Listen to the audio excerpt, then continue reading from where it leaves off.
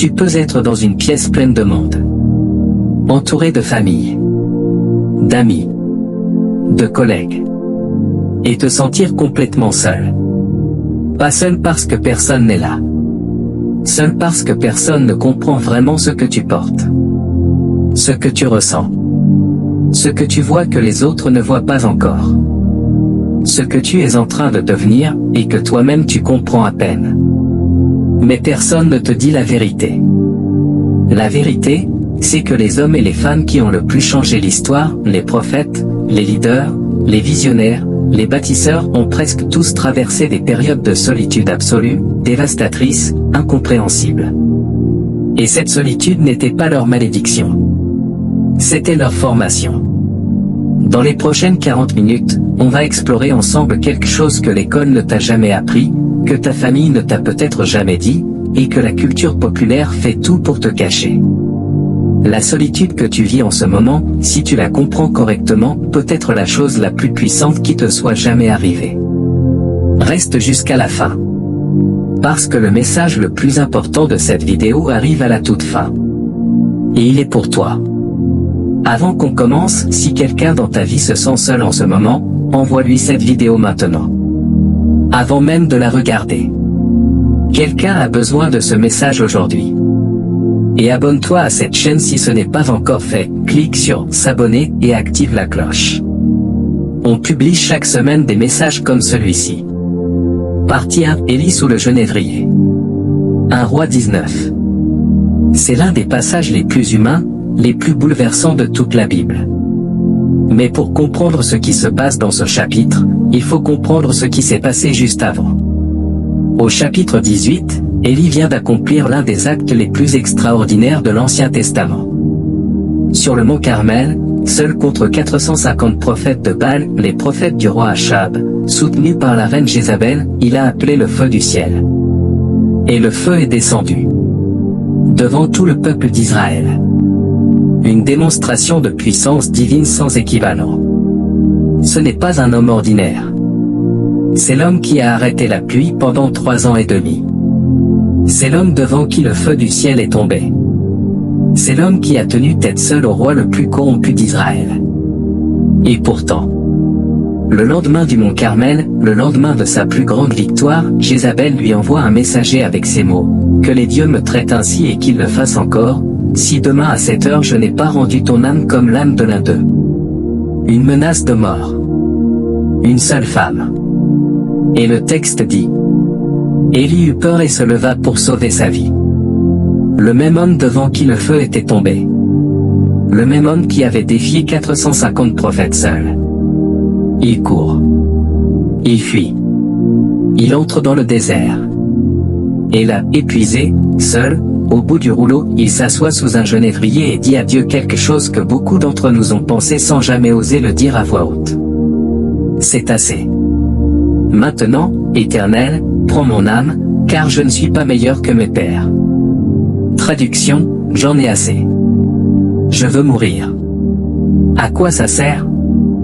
Élie, le plus grand prophète de son époque, en dépression, seul dans le désert, demandant à mourir. Puis il s'endort. Et Dieu ne lui envoie pas un sermon. Il ne lui donne pas une liste de raisons de continuer. Il n'organise pas une conférence de motivation. Il lui envoie un ange. Et l'ange touche Élie et dit, « Lève-toi et mange. » C'est tout. Lève-toi et mange. Une galette cuite sur des pierres chaudes. Une cruche d'eau. Le repas le plus simple qui soit. L'ange revient une deuxième fois. Lève-toi et mange, car le chemin est trop long pour toi. Pas de condamnation. Pas de « tu aurais dû être plus fort ». Pas de « honte à toi d'avoir peur après tout ce que j'ai fait ». Juste, lève-toi et mange. Le chemin est encore long. Il y a une tendresse dans ce passage qui me touche profondément chaque fois que je le lis. Dieu ne méprise pas la solitude d'Élie. Il ne la minimise pas. Il ne la nie pas. Il la rencontre là où elle est, sous un genévrier dans le désert, et il dit, « Je sais que tu es épuisé. Mange. Repose-toi. Je ne t'abandonne pas. » Partie 2, pourquoi les grands hommes se sentent seuls. La solitude d'Élie n'est pas un accident dans sa biographie. C'est un pattern. Un pattern qu'on retrouve dans presque toutes les grandes vies, bibliques et séculières. Pourquoi? Raison 1, la vision précède la réalité. Les leaders, les visionnaires, les bâtisseurs, ils voient quelque chose que les autres ne voient pas encore. Ils vivent dans un futur que leur entourage n'habite pas encore. Et cette avance de vision crée une solitude structurelle. Élie voyait la corruption spirituelle d'Israël avec une clarté que ses contemporains refusaient de voir. Il voyait où le pays allait. Il voyait ce que Baal allait coûter au peuple. Et personne autour de lui ne voyait la même chose avec la même intensité. Noé a construit une arche pendant 100 ans. 100 ans à prêcher un déluge que personne ne croyait possible. 100 ans de moquerie. 100 ans de solitude sociale. Et puis la pluie est venue. Abraham a quitté Ur, la ville la plus développée de son époque, pour aller vers une terre qu'il ne connaissait pas, sur la foi d'une promesse que personne d'autre n'avait entendue. Joseph a eu des rêves que ses frères ont voulu enterrer avec lui dans une citerne. La solitude du visionnaire n'est pas pathologique. Elle est fonctionnelle. Elle est le signe que tu portes quelque chose que ton environnement immédiat n'est pas encore prêt à recevoir. Raison 2, la grandeur se forge dans le silence. Les stoïciens avaient compris quelque chose que les psychologues modernes confirment, la profondeur de caractère ne se développe pas dans le bruit et l'agitation sociale. Elle se développe dans la solitude et la réflexion. Marc Aurèle, l'un des hommes les plus puissants de l'histoire, empereur de Rome, tenait son journal intime dans la solitude. Les méditations ne sont pas un livre écrit pour être publié. C'est un homme qui parlait à lui-même dans le silence, se formant, se corrigeant, se construisant. Sénèque écrivait, « Retire-toi en toi-même autant que tu peux. Fréquente ceux qui sont susceptibles de te rendre meilleur. » La solitude choisie, pas subie, mais choisie, est pour les stoïciens une discipline fondamentale. Mais la solitude subie, celle qu'on n'a pas choisie, celle qui fait mal, a ce même potentiel de formation si on comprend ce qu'elle est en train de faire en nous. Raison 3, l'authenticité isole avant de rassembler. Les hommes et femmes qui ont le plus d'impact sont des gens qui ont refusé de se conformer au moule social dominant. Et ce refus de conformité, avant d'être reconnu comme du courage, est d'abord vécu comme de l'isolement. Nelson Mandela a passé 27 ans en prison. 27 ans de solitude forcée. Et il a dit après sa libération quelque chose de stupéfiant, « J'ai appris que le courage n'est pas l'absence de peur, mais la victoire sur elle. » L'homme courageux n'est pas celui qui ne ressent pas la peur, mais celui qui la surmonte. Ces 27 ans n'ont pas brisé Mandela. Ils ont créé Mandela. La solitude forcée de la prison a été le creuset dans lequel sa grandeur a été fondue et purifiée. Viktor Frankl, psychiatre autrichien, survivant d'Auschwitz, a perdu sa femme, sa famille, ses manuscrits dans les camps. Dans la solitude absolue de l'horreur, il a développé la logothérapie, la thérapie par le sens, qui a ensuite aidé des millions de personnes. Il écrivait, « Quand on ne peut plus changer une situation, on est mis au défi de se changer soi-même. » La solitude qui ne peut pas être changée extérieurement devient une invitation à une transformation intérieure. Si cette vidéo te parle, partage-la maintenant avec quelqu'un qui se sent seul. Pas demain. Maintenant. Et abonne-toi à cette chaîne, clique sur « S'abonner » et active la cloche. On a besoin de ta présence dans cette communauté. Partie 3, les déserts de la Bible et de l'histoire. Retournons à Élie. Après avoir mangé et dormi, il marche 40 jours et 40 nuits jusqu'à l'Horeb, la montagne de Dieu. 40 jours de marche solitaire dans le désert. Ce chiffre n'est pas anodin dans la Bible. 40 est le nombre de la formation, de la transformation, du passage. Moïse a passé 40 ans dans le désert de Madian avant le buisson ardent. Avant ça, il avait passé 40 ans au palais du Pharaon. Sa vie entière était structurée par ces blocs de 40, chaque période une formation pour la suivante. Jésus, avant de commencer son ministère public, est allé 40 jours dans le désert. Seul. Tenté. Affamé. Sans confort, sans soutien humain, sans réseau. Et c'est à la sortie du désert qu'il commence à prêcher, guérir, transformer le monde. Paul, après sa conversion sur le chemin de Damas, ne va pas immédiatement à Jérusalem rejoindre les apôtres. Il va en Arabie, dans le désert, pendant 3 ans, pour recevoir sa révélation directement dans la solitude. Le désert dans la Bible n'est jamais une punition. C'est toujours une préparation. Et dans l'histoire séculière, ce même pattern se répète avec une régularité troublante. Steve Jobs, fondateur d'Apple, a été renvoyé de sa propre entreprise en 1985. Mis dehors par le conseil d'administration qu'il avait lui-même constitué. Il a passé des années dans ce qu'il a appelé plus tard, le désert, incompris, marginalisé, considéré comme fini. Ces années de solitude et d'échec lui ont permis de fonder Next et Pixar, d'apprendre ce qu'il ne savait pas encore, de devenir le leader plus sage, plus patient, plus visionnaire qui est revenu chez Apple en 1997 pour créer l'iPhone, l'iPad, et transformer l'industrie mondiale de la technologie. Dans son discours de Stanford en 2005, il a dit « Je ne le savais pas à l'époque, mais le fait d'avoir été renvoyé d'Apple était la meilleure chose qui me soit jamais arrivée. » J.K. Rowling, avant Harry Potter, était une mère célibataire au chômage, déprimée, vivant de l'aide sociale dans un appartement écossais glacial.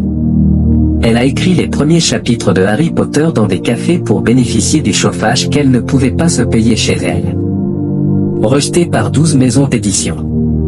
Seule avec sa fille, ses manuscrits et sa foi en son histoire.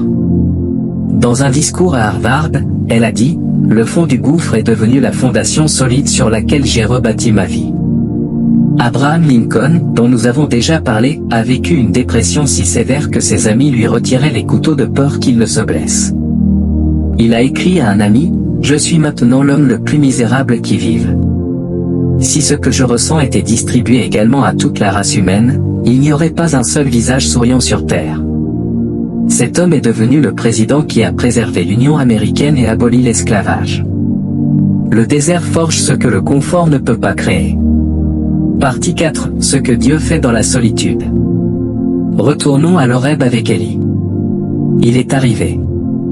Il s'installe dans une caverne. Et Dieu lui parle. « Que fais-tu ici, Élie ?» Et Élie, qui a tout vécu, qui a tout vu, qui est épuisé et brisé, répond avec une phrase qui contient toute la douleur de la solitude du serviteur de Dieu. « J'ai été animé d'un zèle ardent pour l'Éternel, le Dieu des armées. Car les enfants d'Israël ont abandonné ton alliance, ils ont renversé tes autels et ont tué tes prophètes par l'épée. Je suis resté, moi seul, et ils cherchent à m'ôter la vie. Je suis resté, moi seul. » C'est la phrase. C'est l'essence de sa douleur. Non pas la menace de mort, il y a survécu avant. Mais cette sensation d'être seul dans ce qu'il croit, seul dans ce qu'il voit, seul dans ce pourquoi il se bat. Et Dieu lui répond par l'une des leçons les plus profondes de toute l'Écriture. Il lui dit de se tenir sur la montagne. Et voilà ce qui se passe. Un vent violent qui fend les montagnes, qui brise les rochers. Mais l'Éternel n'était pas dans le vent. Puis un tremblement de terre. Mais l'Éternel n'était pas dans le tremblement de terre. Puis un feu. Mais l'Éternel n'était pas dans le feu. Et après le feu, une voix douce et délicate.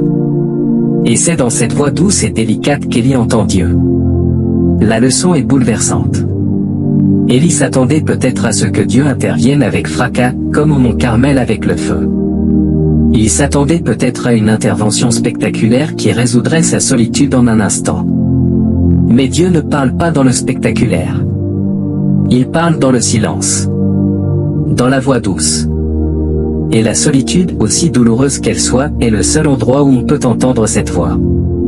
Le bruit de la vie sociale, des activités constantes, des obligations permanentes, tout ça couvre la voix douce et délicate.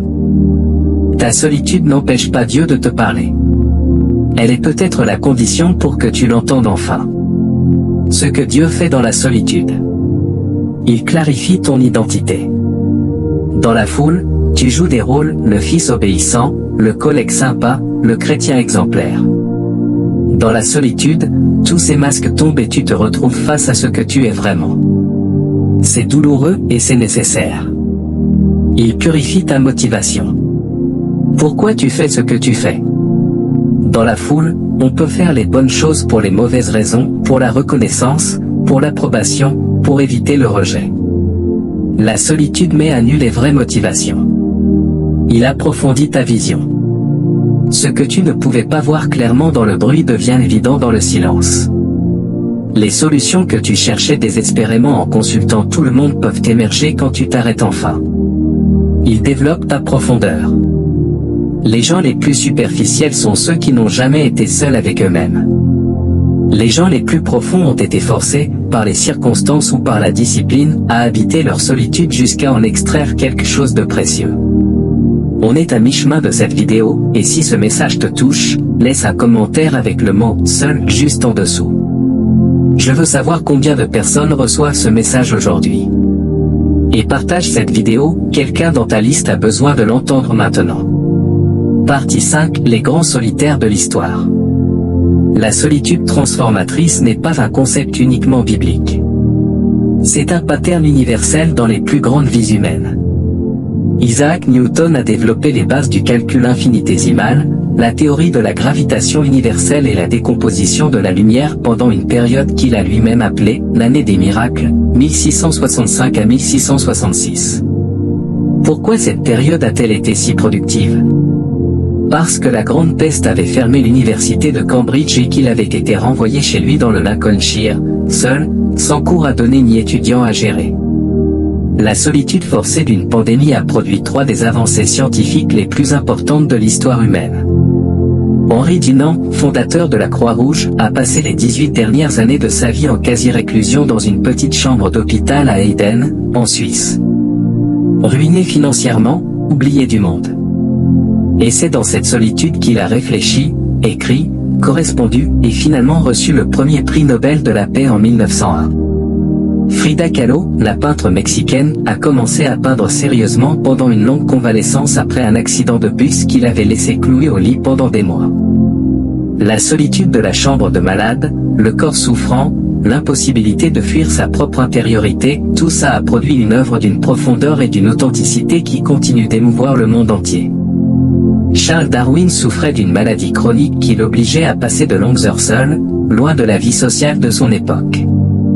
Ces longues périodes de solitude forcée lui ont permis de réfléchir, d'observer, de développer la théorie de l'évolution qui a changé la façon dont l'humanité se comprend elle-même, qu'on soit d'accord ou pas avec ses conclusions. Martin Luther King Jr. écrivait ses discours les plus puissants dans la solitude, souvent la nuit, souvent dans des moments de grande pression et de grand danger. Sa « Letter from Birmingham Jail », considérée comme l'un des plus beaux textes de la littérature américaine, a été écrite seule dans une cellule de prison sur des marges de journaux et des bouts de papier de fortune. Le pattern est identique dans chaque cas. La solitude n'a pas arrêté ces hommes et femmes. Elle les a formés. Elle les a forcés vers leur profondeur. Elle a éliminé les distractions et laissé leur vrai génie émerger. Participe la philosophie de la solitude. Les grandes traditions philosophiques de l'humanité ont toutes, à leur façon, célébré la valeur de la solitude. Les stoïciens la considéraient comme une discipline fondamentale. Épictète écrivait « Fais d'abord tout ce qui est en ton pouvoir, puis si tu échoues dans tes entreprises, qu'il te soit suffisant d'avoir tout fait. » La solitude était pour eux le lieu où on réapprenait ce qui dépend de nous et ce qui n'en dépend pas, la distinction fondamentale de la philosophie stoïcienne. Sénèque dans ses lettres à Lucilius, « Concentre-toi sur toi-même autant que possible, passe du temps avec ceux qui sont susceptibles de te rendre meilleur. Accueille ceux que tu peux rendre meilleurs. Cela se fait réciproquement, les hommes apprennent en enseignant. Mais avant tout cela, se concentrer sur soi-même dans la solitude. » Blaise Pascal, mathématicien, physicien et philosophe français du XVIIe siècle, a écrit une phrase que je considère comme l'une des plus profondes de toute la littérature mondiale, « Tout le malheur des hommes vient d'une seule chose, qui est de ne savoir pas demeurer en repos dans une chambre. » La fuite de la solitude, le besoin constant de divertissement, d'activité, de bruit social est pour Pascal la source de presque tous les maux humains. Parce que la solitude nous force à nous confronter à nous-mêmes, et beaucoup d'entre nous ont très peur de ce qu'ils vont trouver. Carl Jung, psychologue suisse, distinguait la solitude subie de la solitude choisie. Mais il observait que même la solitude subie, si elle est traversée avec conscience, produit ce qu'il appelait l'individuation, le processus de devenir pleinement soi-même. La solitude est pour moi une source de guérison qui me rend ma vie digne d'être vécue. Parler est souvent un tourment pour moi, et je dois me taire pour rassembler mes forces. Thomas Merton, moine trappiste et écrivain du XXe siècle, a écrit des livres sur la solitude qui ont touché des millions de personnes. Il disait: la vraie solitude n'est pas une séparation des autres mais une profondeur dans laquelle on retrouve les autres à un niveau plus réel que la surface des interactions quotidiennes. La solitude profonde ne nous éloigne pas des autres, elle nous prépare à les rejoindre plus vraiment, plus profondément, plus utilement. Partie 7. Ce que Dieu a dit à Élie après la voix douce. Reprenons l'histoire d'Élie. Il a entendu la voix douce. Et Dieu lui dit à nouveau: que fais-tu ici, Élie? Élie répète la même plainte: je suis resté, moi seul. Et là, Dieu lui révèle quelque chose qu'Élie ne savait pas. Je me suis réservé en Israël 7000 hommes, tous ceux dont les genoux ne se sont pas fléchis devant Baal. 7000. Élie pensait être seul. Élie avait la certitude intérieure d'être le seul fidèle, le seul combattant, le seul résistant. Et Dieu lui dit: tu n'es pas seul. Tu n'as jamais été seul. Il y en a 7000 autres, que tu ne connais pas encore, qui tiennent le même combat que toi. C'est peut-être le message le plus libérateur de toute cette histoire. La solitude que tu ressens n'est pas une réalité objective. C'est une perception partielle. Il y a des gens que tu n'as pas encore rencontrés, dans des endroits où tu n'es pas encore allé, dans des cercles où tu ne t'es pas encore aventuré, qui voient ce que tu vois, qui portent ce que tu portes, qui cherchent ce que tu cherches. Ta solitude actuelle n'est pas ton destin. C'est ta saison. Et les 7000 t'attendent de l'autre côté de cette saison. Mais, et c'est crucial, tu ne les rencontreras qu'après avoir traversé le désert. Pas en le fuyant. Partie 8. Comment traverser ta solitude? Maintenant, du concret.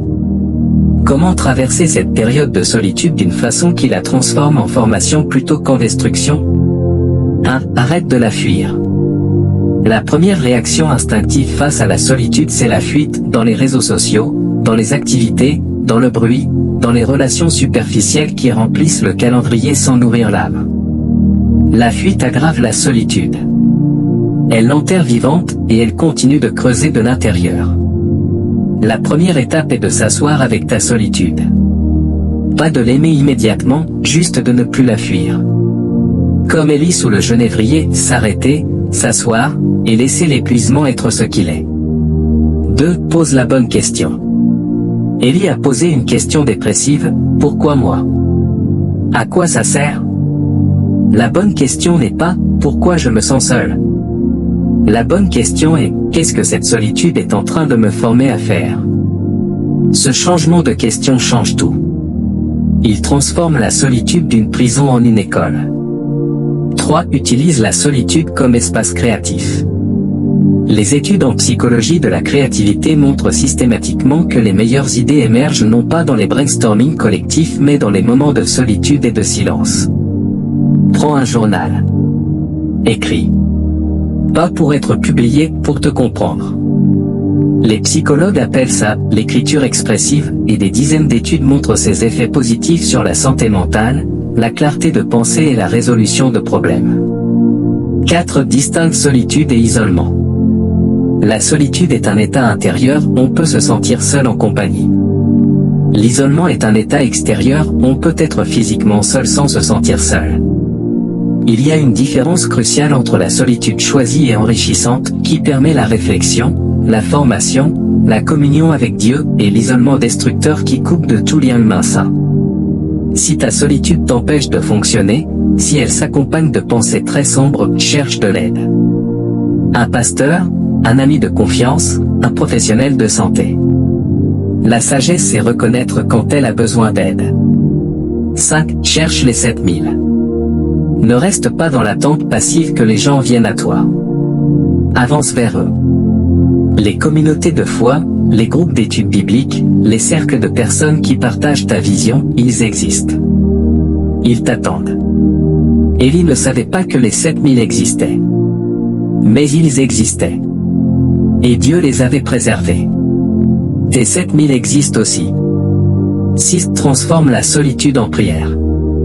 C'est peut-être la réponse la plus simple et la plus profonde. La solitude qui ne trouve pas d'oreille humaine peut trouver une oreille divine. David, dans les psaumes, a transformé sa solitude en une bibliothèque entière de prières. Des prières brutes, honnêtes, parfois violentes dans leur douleur. Mon Dieu, pourquoi m'as-tu abandonné? Ce n'est pas la prière polie d'un homme religieux. C'est le cri d'un homme seul qui choisit de crier vers Dieu plutôt que dans le vide. Et Dieu a répondu.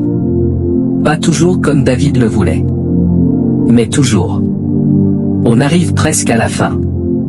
Et si ce message t'a touché quelque part de profond, abonne-toi maintenant. Clique sur « S'abonner ». Active la cloche. Et laisse un commentaire avec le mot « seul » si tu traverses cette saison en ce moment. Tu n'es pas seul à être seul.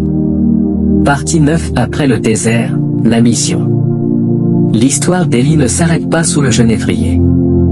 Elle ne s'arrête pas dans la caverne de l'Horeb. Après la voix douce, Dieu donne à Élie 3 missions concrètes. Il lui dit d'aller oindre 2 rois et de prendre Élisée comme son successeur. Élie sort de sa solitude non pas vide mais plein. Non pas brisé mais reconstruit. Non pas sans direction mais avec une mission précise. Et c'est là la promesse pour toi. La solitude n'est pas la destination. C'est le passage.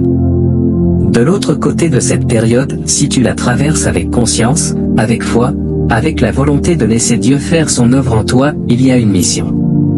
Précise. Personnelle. Taillée exactement à la forme de ce que tu es en train de devenir. Moïse est sorti du désert avec une mission, libérer un peuple. Paul est sorti du désert d'Arabie avec une révélation, l'évangile aux nations. Jésus est sorti du désert avec une onction, commencer son ministère. Élie est sorti de la caverne avec des instructions, oindre des rois, former un successeur. Et toi, tu vas sortir de cette saison de solitude avec quelque chose que tu n'avais pas en y entrant. La question n'est pas si tu vas sortir. La question est, est-ce que tu vas laisser cette solitude faire son œuvre? Si tu regardes cette vidéo en ce moment, et que tu te sens seul, je veux te dire quelque chose directement. Tu n'es pas brisé. Tu n'es pas oublié. Tu n'es pas une erreur. Tu es sous un genévrier. Épuisé. Peut-être au bout du rouleau. Peut-être avec des questions que tu n'oses pas formuler à voix haute. Et Dieu t'envoie un ange qui te dit, lève-toi et mange. Le chemin est encore long. Pas, tu aurais dû être plus fort. Pas, qu'est-ce qui ne va pas chez toi? Pas, les autres n'ont pas ces problèmes. Juste, lève-toi et mange. Ta solitude a un nom que tu ne connais pas encore. Elle s'appelle formation. Elle s'appelle préparation. Elle s'appelle la saison avant. Avant quoi? Tu ne le sais pas encore. Élie ne le savait pas non plus sous son genévrier. Mais Dieu, lui, le sait. Et il t'a gardé jusqu'ici. Pas par hasard. Pas parce que tu n'avais nulle part où aller. Parce qu'il a quelque chose à faire en toi, et par toi, que la foule ne peut pas produire. Je me suis réservé 7000. Tes 7000 t'attendent. Tiens bon. Si cette vidéo t'a touché au fond, laisse un commentaire avec le mot « seul ». Je veux savoir combien de personnes ont reçu ce message aujourd'hui. Je lis chaque commentaire. Partage cette vidéo avec quelqu'un qui se sent seul en ce moment. Quelqu'un qui pense que personne ne comprend ce qu'il traverse. Cette vidéo pourrait être son ange sous le genévrier. Abonne-toi à cette chaîne, clique sur « S'abonner » et active la cloche. Chaque semaine un message comme celui-ci pour te rappeler que ta vie a un sens et que tu n'es pas seul. Et ce soir, prends 10 minutes. Assieds-toi dans le silence. Et dis simplement, Seigneur, je suis là. Je t'écoute. La voix douce et délicate t'attend. À la prochaine. Et souviens-toi, les plus grands ont tous été seuls avant d'être grands.